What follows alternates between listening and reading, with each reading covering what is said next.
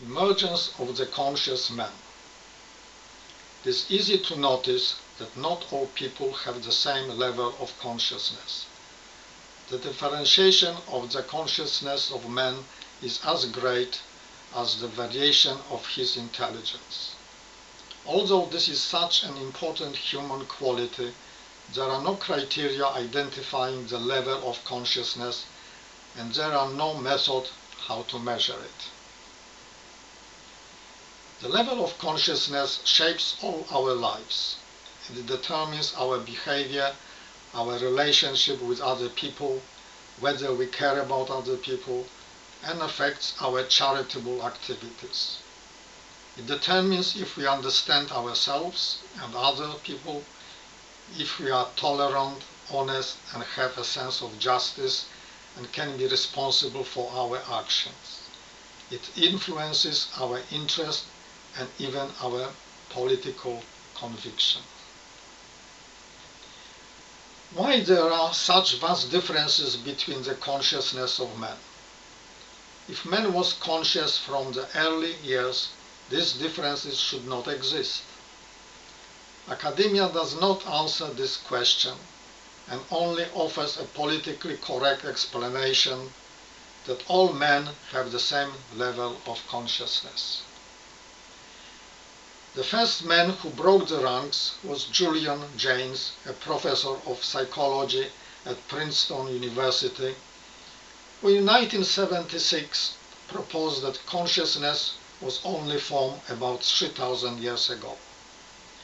According to him, primitive men had a bicameral mind in which both hemispheres did not cooperate in the way they work in conscious men. We know that the left hemisphere is responsible for speech and the right hemisphere for thinking. He proposed that primitive people were not aware of the existence of their own thoughts and internal dialogues and believed that they came from outside as voices of gods guiding them and helping to find solutions to their problems. James based his hypothesis on the studies of the Sumerian civilization and Greek literature, mainly Homer's writing. He believed that Sumer, with its rigid hierarchy resembling a beehive, reflected the bicameral mind. He based this on the fact that the Sumerians blindly obeyed the orders of their priests and gods. This is confirmed by Professor Kramer, a famous archaeologist and expert on Sumer. James argued that the Homer heroes did not sit down and reason what to do, but were waiting for the gods to tell them. In his opinion, the role of gods should be taken literally as experience in the daily life. According to James, the development of consciousness took place in Egypt during the first and second interim period in the 22nd and 18th century BC. In Mesopotamia in about the 14th century BC, in Greece about 1000 BC, and in other places even later. James does not explain in a convincing way why and how these changes took place. He postulates that the Egyptian revolutions contributed to the development of consciousness. In my opinion, he is inverting the sequence of these events. I believe that the revolution started because first people achieved a certain level of consciousness and stopped obeying the priest, not the other way around.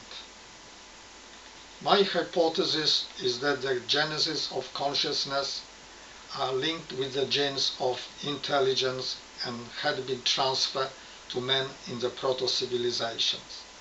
The originators of the first civilization passed these genes to their offspring, who form ruling classes in Sumer and Egypt. These classes, having a privileged position, had more progeny. Therefore, with time, these genes proliferated and spread into the middle classes, and the middle classes were responsible for the revolutions. The latest research in University College London shows that people who are able to carry out retrospections and direct their thoughts inside have a part of the brain larger than people who do not have these abilities. The results of the test confirm that there exists a strong correlation between the structure of the brain and its consciousness and introspective abilities. This research proves that consciousness is not a cultural phenomenon, but is linked with the morphological structure of the brain. Therefore, it could only be passed by genetic means. Since the changes of consciousness appeared within a period of a few hundred years, it is unlikely that evolution could be responsible for it. Therefore, the only plausible solution is the transfer of genes from the extraterrestrial beings. And this transfer took place in the proto-civilization.